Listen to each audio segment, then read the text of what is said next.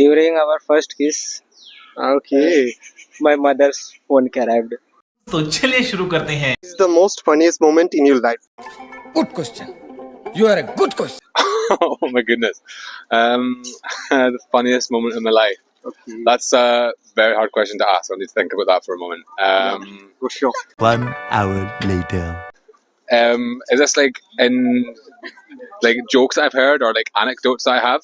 Like, any kind of incident Yeah. that, felt that is very funny I for once I played with a rugby team in Scotland, Okay. and we were playing in a big final in the main rugby stadium pitch in Scotland called Murrayfield.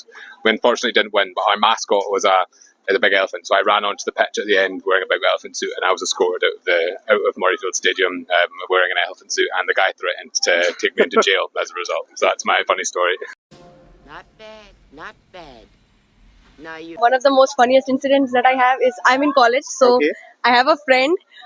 We had a GD, okay, and he was asked to tell like what his favorite color was, and he was standing and he went, "My favorite color is purple," Oh. and we laughed a lot. I think it was a decent, very funny incident that happened. मस्त joke मारा रे ये हंस रे हलकट हंस During our first kiss, Okay.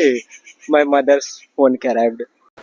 कैसी अपमानजनक बातें कर रहा लड़का ये अश्लील है ये लोंडा Okay. Like, where are you? अभी मजा आएगा ना भिड़ो And she don't know that I have came here to meet her. Oh. So that was Like, what was the conclusion? conclusion was like I have put my hand in her mouth. Don't say anything. I am telling her, হ্যাঁ আমি তো বন্ধুর সাথে বাজারে এসেছি, বাজার করছি, এখন রাখো অনেক ভিড়, কথা বলতে পারছি না। 1 hour later.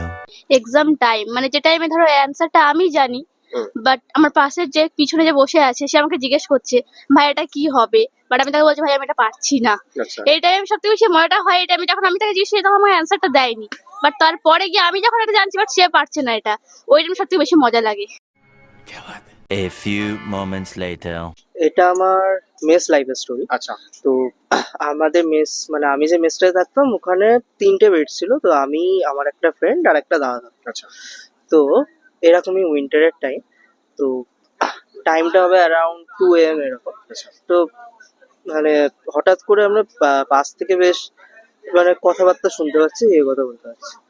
তো হঠাৎ মানে প্রথমে অতটা করিনি, তারপর মানে জাস্ট একটু দেখি একটু হঠাৎ করে গান হচ্ছে। আচ্ছা। গান হচ্ছে তো আমি বলছি, কি? তারপর যখন আমি হঠাৎ করে মানে মোবাইলের টর্চ লাইটটা জ্বালাই, দেখি পাশের বেডে এরকম জাস্ট কম্বল টম্বল পুরো মুড়ি টুড়ি দিয়ে এরকম বসে বসে একজন দুলছে। Simple। আচ্ছা। কি হলো তো সবাই ভয় পেয়ে গেছে। তারপর দেখছি না সে তার গার্লফ্রেন্ডের সাথে কথা বলছে আর তার রাগ ভাঙানোর জন্য গান গাইছে। कौन है ये लोग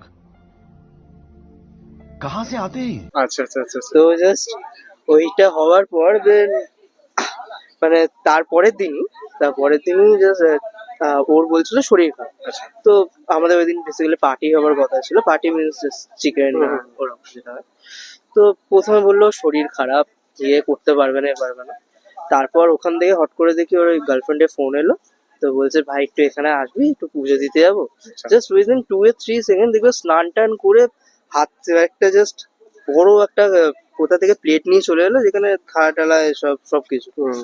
কি হলো ব্যাপারটা, ও তো শরীর খারাপ। হ্যাঁ। তারপর বলছে ভাই কি করবো। তো ওই করার পর দেন মানে তার মানে যা শরীর খারাপ ছিল সে 5 মিনিটের মধ্যে রেডি টেডি হয়ে ঠাকুরের পুজো টুজো দিয়ে দেখি চলেও গেল আরামসে। Just for the girlfriend. হ্যাঁ, জাস্ট ফর দি গার্লফ্রেন্ড।